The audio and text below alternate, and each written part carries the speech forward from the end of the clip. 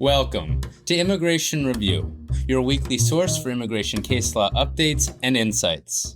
I'm your host, Kevin A. Gregg, a partner at the immigration, medical malpractice, and business litigation law firm Kurzban, Tetzeli & Pratt, back again to review the week's precedential immigration cases, rummaging through the decisions so you don't have to.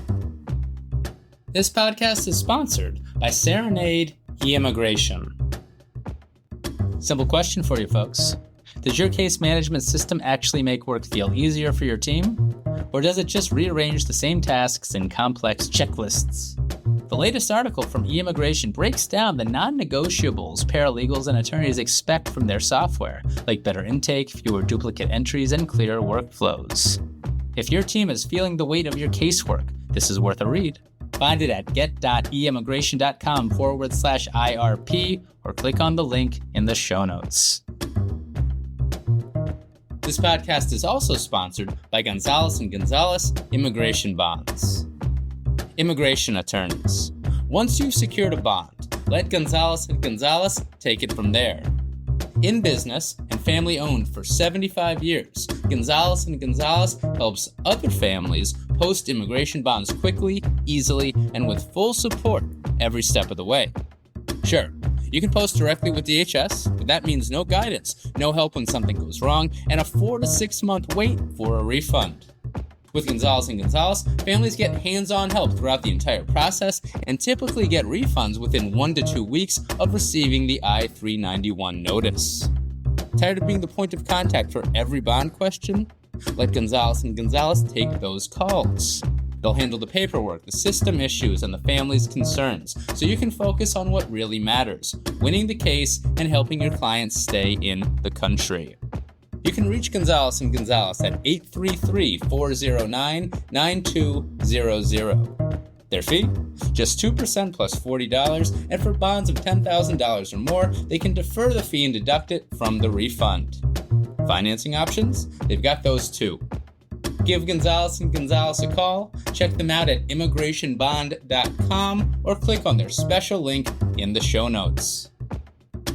And as always, this show does not constitute legal advice and has no bias other than to keep you up to date and to enable you, my dear colleagues, to excel in court. So, without further ado, let's start the review.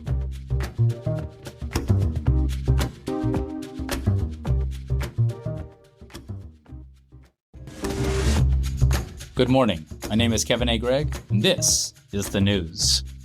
On Friday of this week, the D.C. Circuit affirmed a lower court's grant of class certification and vacature of Mr. Trump's executive order that interpreted the word invasion completely beyond comprehension and, among other things, subjected asylum seekers who entered the U.S. without authorization after the executive order to summary removal without the rights provided to them under the INA, including the right to have their asylum claims considered.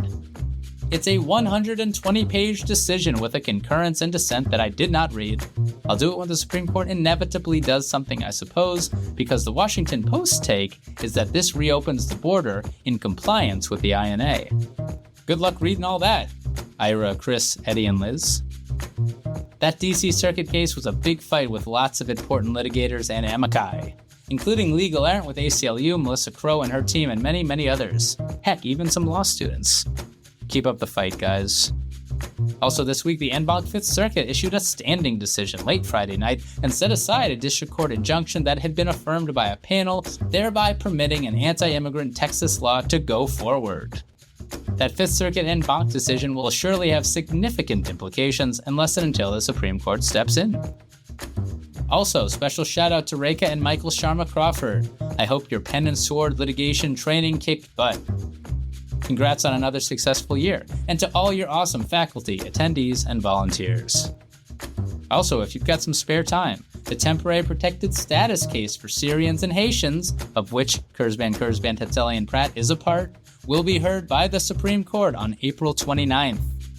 Go kick butt, Jeff and Ahilan. I know you will. Finally, some very well-deserved love to the new patrons.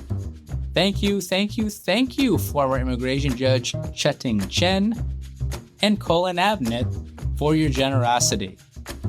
Love that you're here. Come, please, stay a while and enjoy the podcast. Or at least the first decision, take it all in, because after that we got 5 BIA and then a 4th Circuit.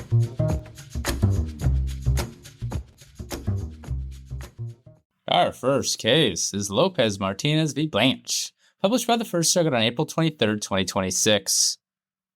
This case is about asylum. Mr. Lopez is from Honduras. He's afraid of the gangs that run that country, many of whom began in the U.S. prison system, or were responses to gangs that began in the U.S. prison system.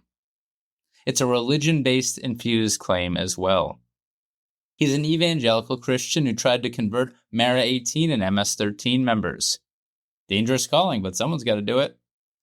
And through his preaching, Mr. Lopez told gang members that he, quote, did not agree with what they did, end quote. He succeeded with one young man in 2014 or 2015, but then that man said he needed to leave the gang because the gang had ordered him, the man, to be killed. Mr. Lopez got a bit of a reputation in the community. Mara 18 threw rocks at his house.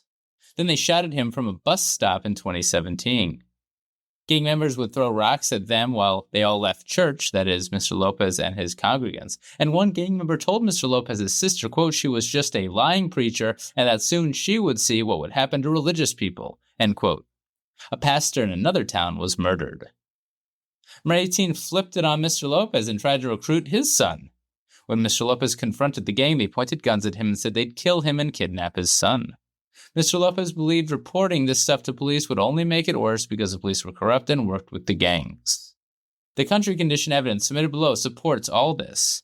Indeed, for one example to the First Circuit, a United Nations report relays that, quote, expressing objections to the activity of gangs may be considered as amounting to an opinion that is critical of the methods and policies of those in control and thus constitute a political opinion within the meaning of the refugee definition, end quote.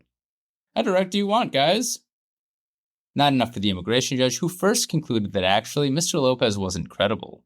But also all of it wasn't on account of his membership in a particular social group, reasoned the IJ.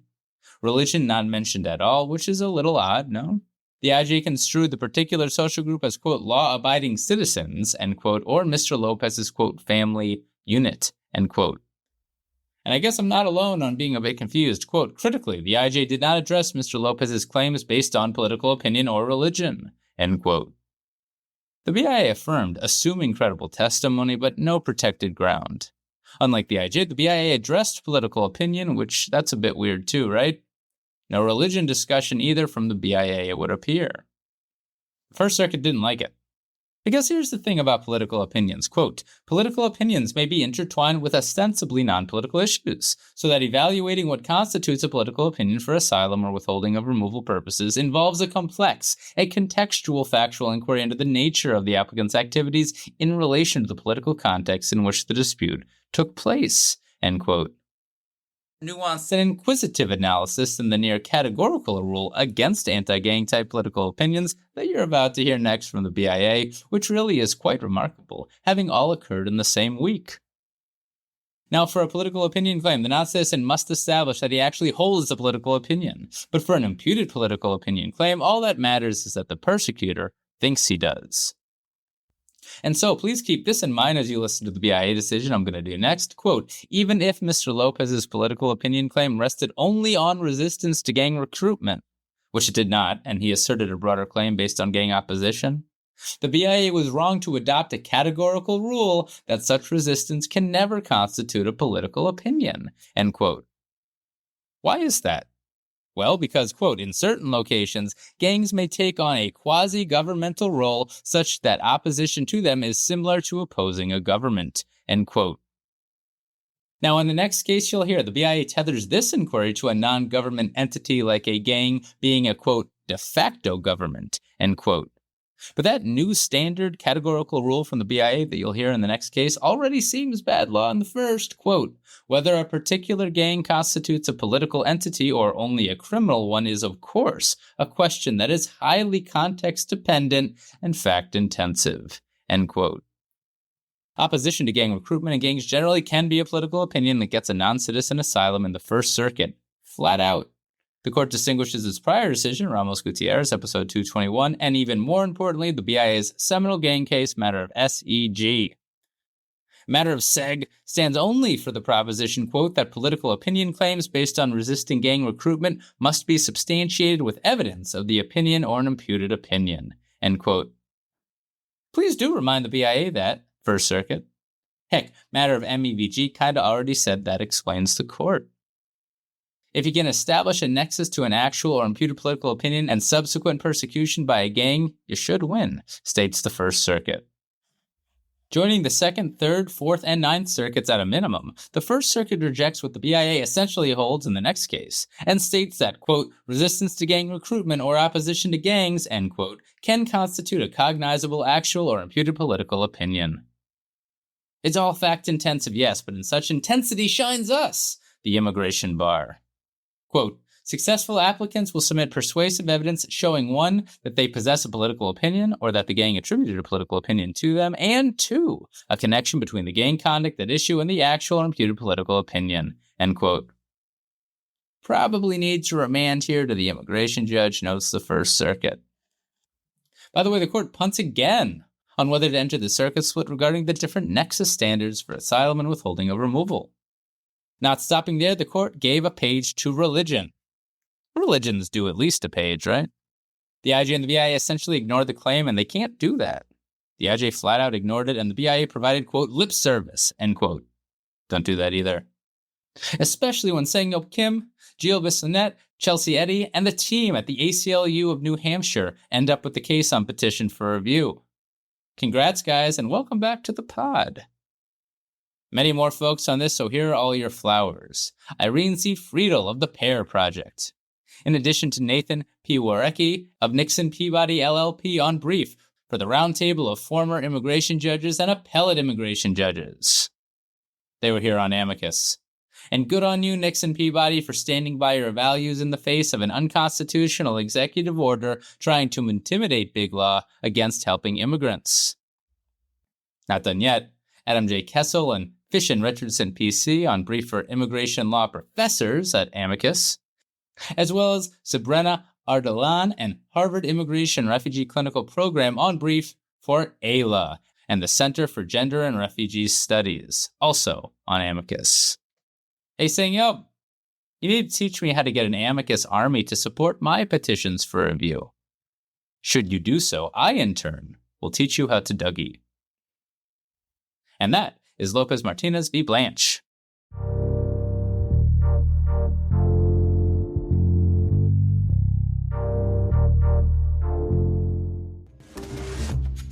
Not sure what to do when a client asks you about the EB-5 investor visa or how they can choose the right EB-5 project? That's where EB-5 support comes in. Founded and led by veteran immigration attorney Irina Rostova, EB-5 support helps investors navigate the entire process of EB-5 project selection and provides complimentary training for immigration attorneys who want to strengthen their EB-5 petition filing skills. Visit eb5support.com. That's eb-5support.com. Or click on the link in the show notes. Access their online attorney portal for training tools and practical resources, or schedule a time to speak with the team. All project guidance is provided by FINRA-registered financial professionals, so you and your clients can proceed with confidence. EB-5 Support, where immigration law meets investment expertise. Securities offered through Sequence Financial Specialists. Doing business as Invest America.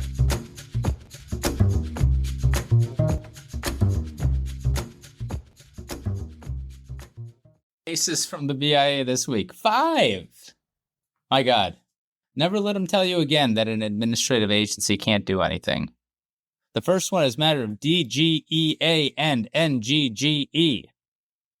This case is about anti-gang political opinions. And I read and outlined it before the First Circuit decision that I just did came out, so take that qualifier. But isn't it just so fun to do them back to back? I like it. Huge shocker, BIA isn't a fan.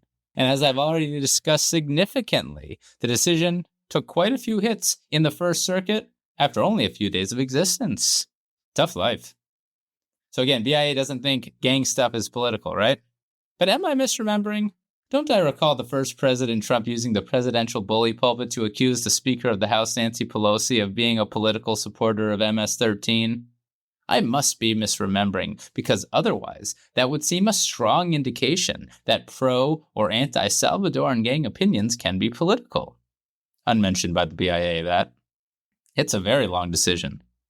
Miss DGEA is the lead respondent, and she applied for asylum based on the persecution she suffered at the hands of her husband and her fear of him and his sister, the latter of whom was a gang member, Mara 18.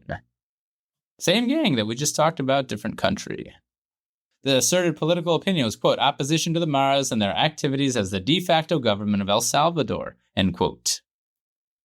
Specifically, Ms. DGEA asserts that she, quote, holds the opinion that gangs, gang activities, and corrupt government actors who work with them are morally wrong, an opinion rooted in her Christian faith.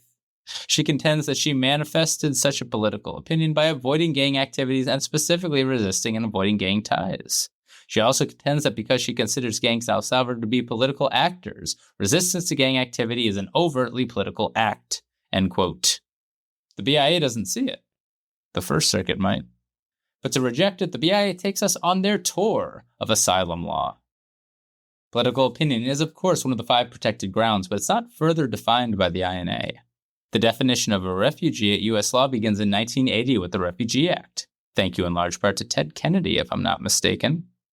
As statutory interpretation through dictionaries is all the rage, the BIA tries its hand at that with political opinion.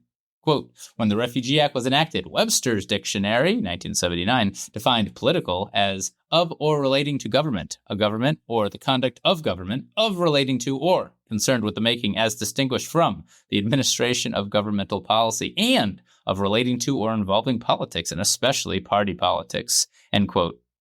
The BIA cites the Black's Law Dictionary too, but I am not going to do that to you again. In the 1992 decision, INS v. Elias Zacharias, the Supreme Court explains that a political opinion nexus must be on account of the victim's political opinion, not the persecutor's.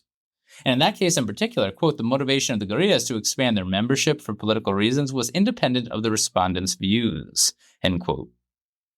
Going over some more stuff, the BIA concludes that, quote, a political opinion under the INA requires an expression, either through active or indirect conduct, of a belief or conviction regarding a discrete cause, which is related to a government, end quote. Isn't it just incredible how much immigration law has been left open by past administrations, such that a dedicated BIA, an administration that cares about immigration, can swoop in and literally redefine and rewrite everything? I don't know, I find it incredible. The BIA explains that this aligns with circuit precedent, that is, requiring a, quote, discrete cause which is related to a government, end quote. I don't recall the First Circuit saying that just now. Now, True explains the BIA, quoting the Ninth Circuit, quote, when the alleged corruption is inextricably intertwined with governmental operation, the exposure and prosecution of such an abuse of public trust is necessarily political, end quote. That seems like something to me. But, quote, retaliation completely untethered to a governmental system does not afford a basis for asylum, end quote. Emphasis by the BIA. Here, no government connection, right? Just Mara 18 and the accusation that they behave like a government in many places in El Salvador? The BIA states, quote, circuit courts have generally concluded that opposition to non-governmental groups does not in itself reflect a political opinion, end quote. The BIA discusses some cases, but not the First Circuit one that I just did, because it came out afterwards. But then it mentions the Eighth Circuit's decision in Aguilar-Garland, where the court, quote, reiterated a prior ruling that evidence of a gang's political mindedness may be sufficient to demonstrate resistance to the gang as a political opinion, end quote, while narrowing that rule in certain ways. The BIA doesn't agree with that quote, but also no longer enjoys Chevron deference in what it believes constitutes a political opinion, those of you in the Eighth Circuit. Nor does the BIA like the Second Circuit's remand in Hernandez-Chacon v. Barr, or the Fourth Circuit's in Alvarez-Lagos v. Barr. Quote, we do not agree that opposition to a gang's activities that influence a neighborhood would be sufficient to establish a political opinion claim that relates to a gang purportedly acting as government, end quote. Rather, quote, a political opinion under the INA must be tethered to an expression of a belief or conviction regarding a discrete cause related to the government of a country, or, as further discussed below, a de facto government, end quote. And while political opinion is more than traditional politics, quote, disapproval of or opposition to criminal gangs is not sufficient to establish a political opinion under the INA, end quote. But again, peek those decisions in the First, Second, Fourth, and Eighth Circuits. Now, we've covered a lot of ground in this BIA decision, but we have significantly more to do. I'm not writing them. The BIA has been verbose of late. Getting pretty interesting, too. Opposition to a de facto government will cut it, explains the BIA. But, quote, a de facto government is a government that has taken over the regular government and exercises sovereignty over a country, end quote. Where'd they get that rule from? They also think a de facto government, quote, is in the full and actual exercise of sovereignty over a territory and people large enough for a nation, end quote. I don't know, seems kind of mushy. How large does a nation need to be? How many people, too? But when a non-citizen, quote, establishes that a de facto government controls a country, a non-citizen can establish a basis for a political opinion claim if the non-citizen expresses a belief or conviction in furtherance of a cause related to the de facto government, end quote. Right? So trying to not make it an anti-gang claim, which the First Circuit just said you could do. And what about when a group just controls like a sub-portion of a country? Is that enough? Unanswered here because the BIA thinks that Martinez's control isn't enough. Quote, the country conditions evidence in the record does not show that the gangs are acting in the position of the ruling authority or government in El Salvador, nor demonstrate a level of influence that shows control or governance, end quote. They're bad and powerful people, explains the BIA, but not powerful enough to protect people from them in America. Also, again, need to have a, quote, actual or imputed belief or conviction regarding a discrete cause that is tied to a government of a country, including a de facto government, end quote. BIA is just kind of making stuff up, guys, but that is what it can do, as the final administrative say. Now, Ms. DGEA also asserted 8 other particular social groups because that's what asylum law has developed to essentially require. The BIA goes through them pretty quickly. Denied the gender-based stuff because its own decision in a matter of KESG last year. Doesn't like the family and other gender stuff either, citing the matter of LEA II and matter of AB 1 and 2, brought back to life by Ms. Bondi before her own demise. Also, some of the groups are impermissibly circular to the BIA to find too much by the risk of harm and not particular in society. Really just taking a hacksaw to lots of particular social groups inserted in these types of cases. Quote, Salvadoran women in a domestic relationship with a machista male is not a cognizable social group because it is not defined with the requisite particularity, end quote. For example, the BIA affirmed denial of cat protection too. Not a particularized risk of torture, and the government's general ineffectiveness does not establish acquiescence to the board. Plus, of course, chain of suppositions, the usual stuff. Meaning Miss DGEA and her minor daughter will soon, it seems, be sent back to what everyone having touched this case appears to agree are very dangerous conditions for them in El Salvador.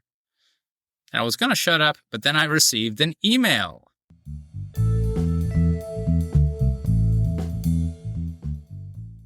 From Tony Lee with the nonprofit Safe Route Immigration of Lutheran Community Services Northwest in Oregon. I am not a religious man, but man, these religious organizations are really stepping up during this administration.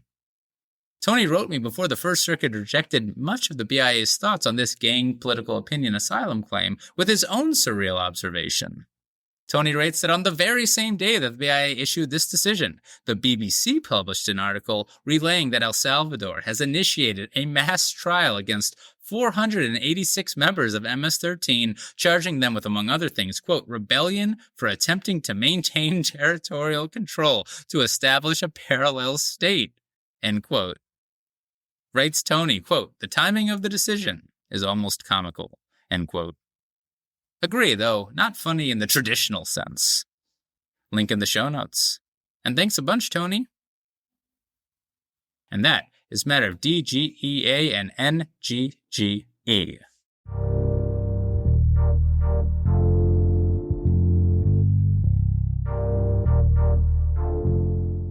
Next is matter of RAU, published by the BIA. This case is about credibility, overturning an immigration judge's asylum grant. And look here. Apparently, Acting Attorney General Blanche has got in on the action of making formerly non-precedential decisions precedential. Be honest, Acting Attorney General Blanche. Have you read this decision? My email address is in the show notes. kgreg@kktplaw.com. Mr. RAU testified that he's a bisexual man from Morocco and that he was arrested in that country at 14 years old because his father participated in an anti-monarch protest. A butterfly is a weird thing to oppose, but to each their own. And that is a very bad joke. but I am in my dad era. That one actually even made my wife laugh, so I think I'm winning for the week. Mr. R.A.U. testified that police told his dad to stop protesting or they'd charge Mr. R.A.U. criminally for being a member of the LGBT community. He left a year later to play soccer in Turkey. Then he went to Germany and applied for asylum, where he got an asylum stamp and a monthly stipend while his application remained pending for 4 years. His application was ultimately denied, though, when he came to the United States as a stowaway, I imagine, in a ship. Quite the life. An immigration judge granted the asylum claim, finding Mr. R.A.U. credible and that he hadn't firmly resettled in Germany. And let's be honest, I don't know how that latter finding could be wrong, right? They denied his claim. DHS doesn't think Mr. R.A.U. is credible, though, and the BIA agrees. Here's why. In court, Mr. R.A.U. testified to a really bad beating in detention at 14 years old, but in his initial asylum application affidavit, he didn't mention that at all. And in a second affidavit, he didn't mention the beating. Nor did his sister notice any injuries. She testified to that, and he never sought medical treatment. And the written statement from Mr. R.A.U.'s father didn't mention a beating either. Also, the BIA isn't sure whether Mr. R.A.U. doesn't want to return to Morocco because of his sexual identity, or instead because he doesn't want to serve its mandatory military service. Also to the BIA, his two statements and in-court testimony are inconsistent regarding why Germany denied his asylum application. Seemed as he was a false name in Germany and omitted that from his Form I-589 too. Finally, it seems that Mr. R.A.U. was not truthful when apprehended on that ship, and it appears at best that he was skirting the law in various countries for a little while. Combined, it was clear error to the BIA. The BIA doesn't discuss what was consistent in the case, and I'm sure there was some. The asylum grant was vacated, and the case is going back. And that is a matter of R.A.U.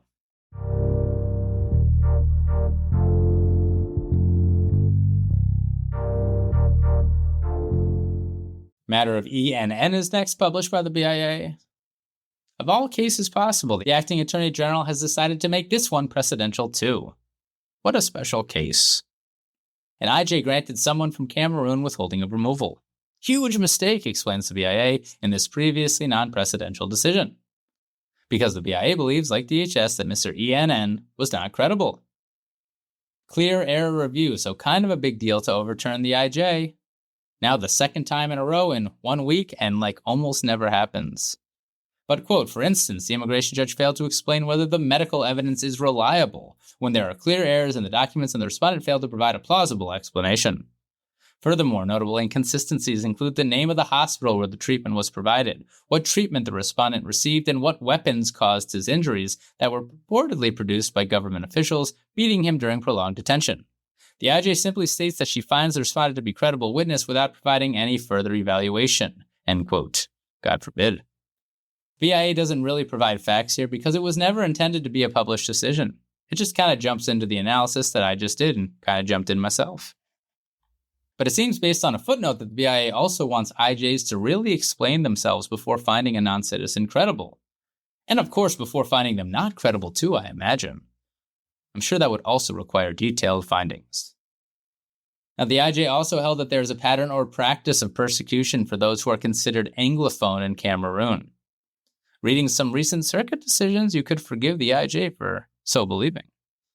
But that is a big deal, explains the BIA, and to the BIA, the IJ didn't explain herself enough in making that finding, particularly given this now new adverse credibility finding.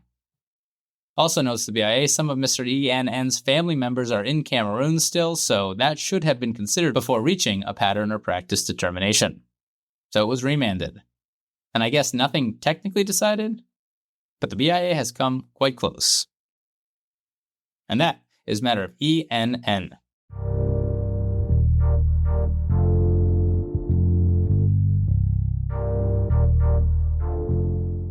Fan of the BIA? This podcast is for you. Next is a matter of Arena Castillo et al., published by the BIA. This case is about termination of proceedings. And I don't know, I seem to remember a screed last year all about how terrible it was that immigration courts during the Biden administration were helping pro se people find resources and properly file things because it potentially took EOIR beyond the role of simply neutral arbitrator. Remember that? Am I misremembering? What a difference a year makes. This decision instructs IJs to go forward with removal proceedings and act like the prosecutor when ICE doesn't show up for the hearing. This is not an in absentia case, just regular old removal proceedings with the non-citizen in court, but the prosecutor not in court. Don't worry about that, explains the BIA. The immigration judge can step in. It's almost like the BIA is packed with a bunch of former ICE folks and others who believe it is of the utmost importance to create procedures that fast-track removal. And to be fair, not all former ICE folks who put the robe on end up thinking that way. But the folks in Falls Church right now? I'm not so sure.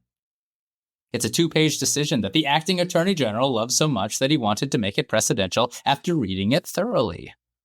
A pro se non-citizen, too, who didn't file an appellate brief because he probably doesn't even know what's going on and certainly can't file a legal brief that would likely move the needle. Does make it a bit easier, no, BIA? An immigration judge had the gall to terminate proceedings here without prejudice because ICE didn't show up at the hearing when the respondent and the respondent's minor child did. A without prejudice holding, so DHS could theoretically file a new notice to appear in the future and try again. Too much for the BIA. Because you see, according to the BIA's interpretation of its own regulations, quote, because the respondents appeared at the hearing, the immigration judge was obligated to take their pleadings to the notices to appear, end quote. Only if they deny removability or if the IG otherwise, quote, finds that issues of law or fact remain, then the immigration judge shall request the assignment of DHS counsel and shall receive evidence as to any unresolved issues, end quote. So it was remanded. Pretty incredible to me. Tough time to be an immigration judge. Perhaps that's why so many cerebral IJs have left the bench since 2025. And not a great look if the idea is to try to create procedures that make immigration court adversarial and immigration judges neutral. But the BIA has spoken. And that is matter of Arana Castillo et al.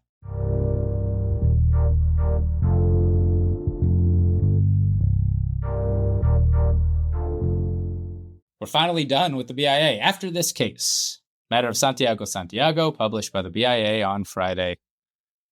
Let's screw the DACAs while we're at it. YOLO, BIA. They're not like us, after all, and their quality of life and security matter less. By the way, when do you think we'll get out of volume 29, BIA? It's the volume from hell, if you ask me. Nobody asks me these things, though. They should. Miss Santiago was by definition brought to the United States against her will as a child because she has DACA. She has no criminal record discussed by the BIA. She's married to a U.S. citizen.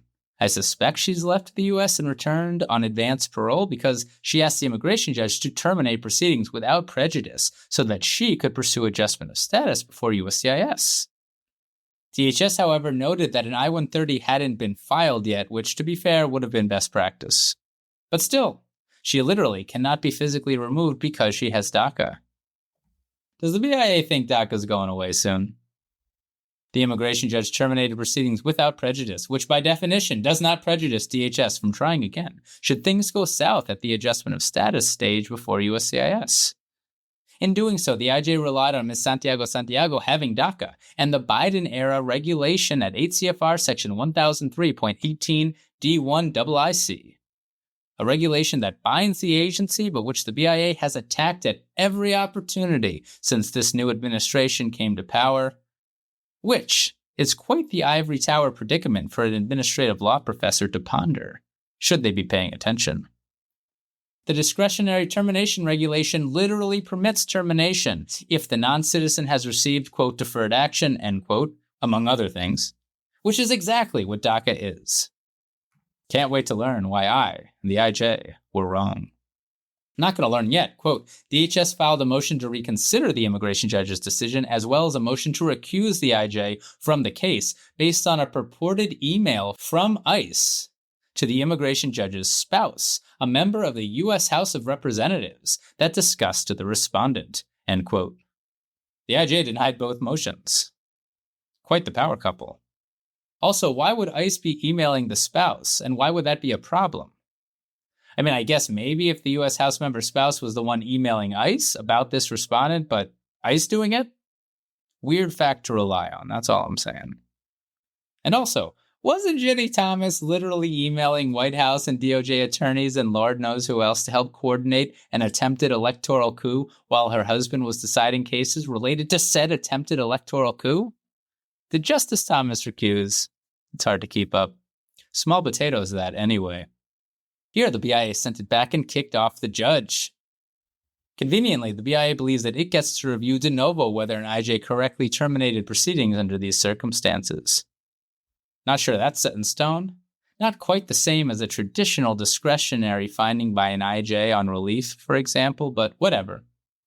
But still, quote, the immigration judge granted the respondent's motion to terminate removal proceedings based on the fact that the respondent was accorded DACA protection that has not been terminated, and the regulations expressly allow immigration judges to terminate proceedings under such circumstances, end quote.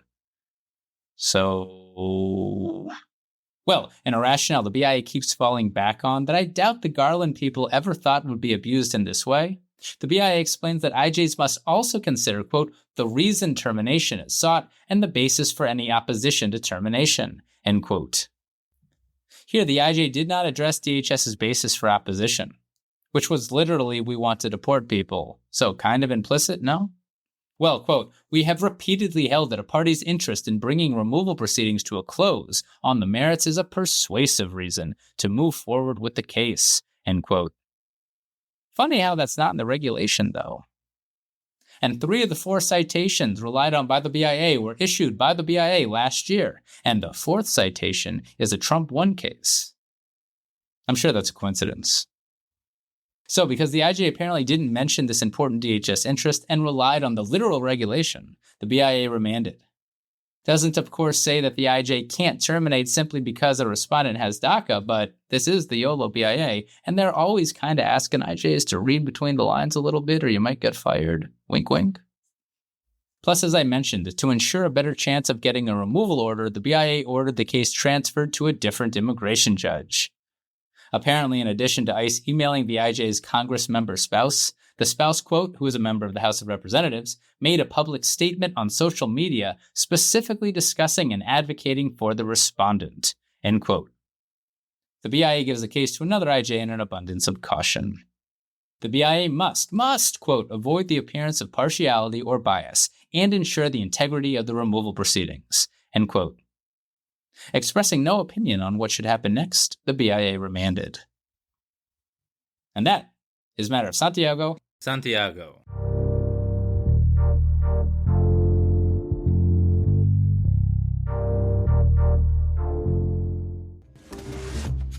You didn't go to law school to enter data. I know I didn't. Yet here you are. H-1B season in full swing, and your team is buried in beneficiary forms, document chasing, and data entry. That's $400 an hour in legal talent doing $20 an hour work. Staffy plugs directly into your workflow. Staffy handles the data entry, document collection, and H-1B form prep. Your team reviews it, you approve it, you bill. With the new wage-weighted selection process adding even more admin pressure this season, the firms that scale are the ones that stop doing it all themselves. Say yes to more H-1B clients without burning out your team. Visit staffy.cc or call 786-891-5619 or click on the special link in the show notes. Because you deserve a practice that grows without burning you out. Our final case is Sandoval Diaz v. Blanche, published by the 4th Circuit on April 20th, 2026. This case is about good moral character and the BIA's 1957 decision Matter of K. I am very aware of Matter of K. But it is 9 p.m. Pacific time, and I just filed a very complicated habeas traverse that many dedicated attorneys worked on with me, and we just got it filed right before midnight Eastern Standard Time. And you're going to give me Matter of K, 4th Circuit? All right, why not? Chuck not. Judge Harris dissented. Mr. Diaz is from Mexico and has lived in the United States for 30 years. Don't know what he's been doing the whole time, but he was arrested for drug stuff in 2015. Prosecutors dismissed all charges because he agreed to cooperate against others. DHS initiated removal proceedings, though, because he entered without inspection, and Mr. Diaz applied for non-LPR cancellation rule because he's got the years and the family, etc. He doesn't have good moral character, reasoned the immigration judge. As an aside, the IJ made clear that the IJ's usual practice was to ask questions rather than have counsel ask questions. But the IJ did give counsel the opportunity to do direct instead if the attorney wanted.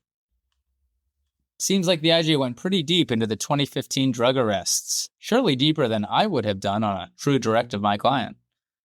And the IJ got Mr. Diaz to explain that he had gotten involved with dealing drugs with a man nicknamed 300 and a neighborhood security guard named Milton. What do you think, guys? 300 because he's heavy? Or 300 because he's prone to making final stands at the Pass of Thermopylae against the Persian Empire? Both are good guesses. Open the effing pass! The more things change, the more things stay the same. Anyway, Mr. Diaz explained that he actually didn't want to do it, but eventually relented and corrupted and worked with the gangs, serving as the middleman between 300 and Milton. Bad luck for Mr. Diaz, as the man with Milton was an undercover cop. Mr. Diaz also admitted using cocaine once in a while to the IJ. Mr. Diaz's lawyer didn't object to this questioning. Having walked Mr. Diaz over the plank, the IJ denied non-LPR cancellation of removal.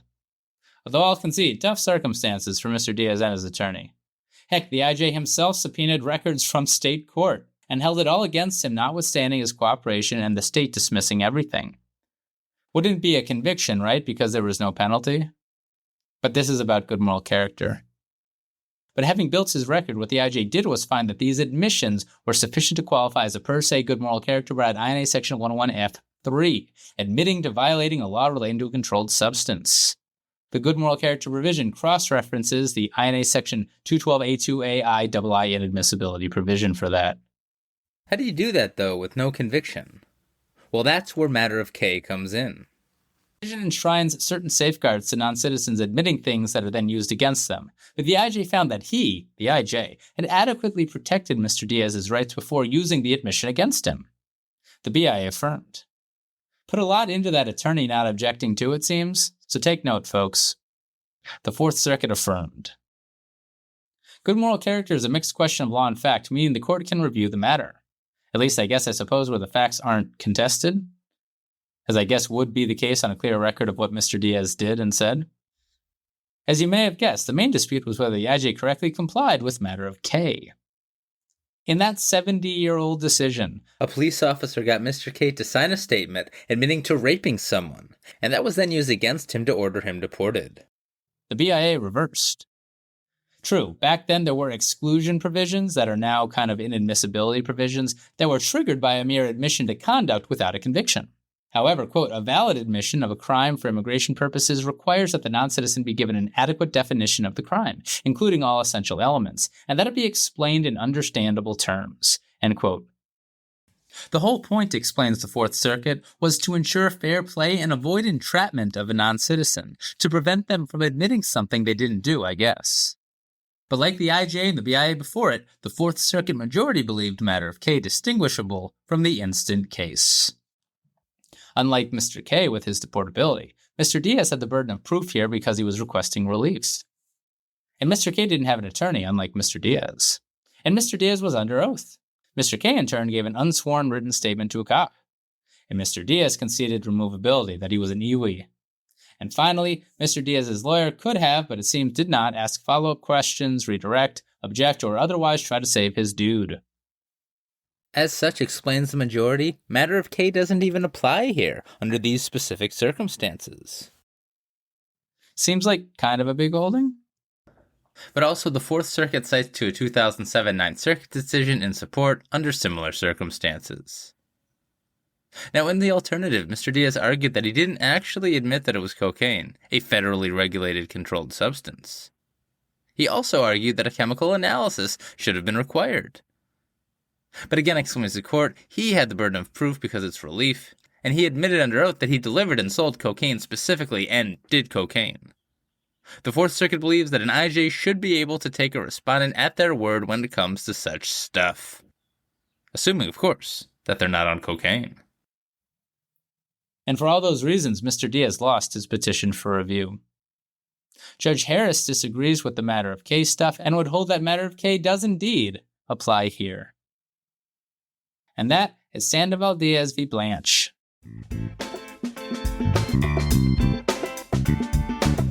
So there you have it. You're all caught up with the past week's published immigration cases.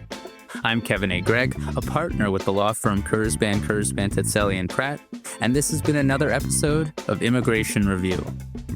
Thank you for listening, and I hope you enjoyed it. If you did, please share it with a friend and rate and review us. Each review helps new listeners find the show.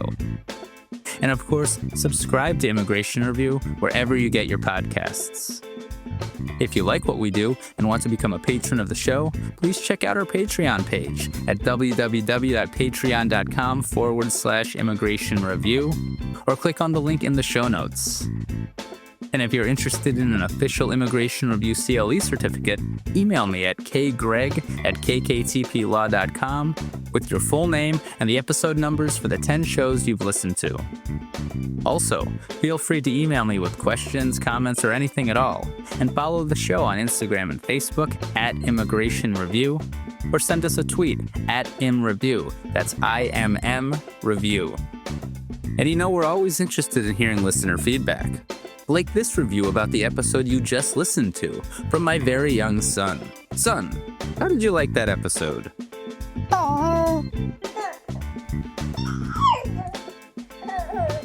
Indeed. If you, like my son, enjoyed what you just heard, again, please give the Patreon page some love, feel free to review the pod, reach out to me with your own kind sounds, or do anything else nice that your heart desires. I'll be back next week for a brand new discussion. Until then, I'm Kevin A. Gregg, bringing you the Immigration Review.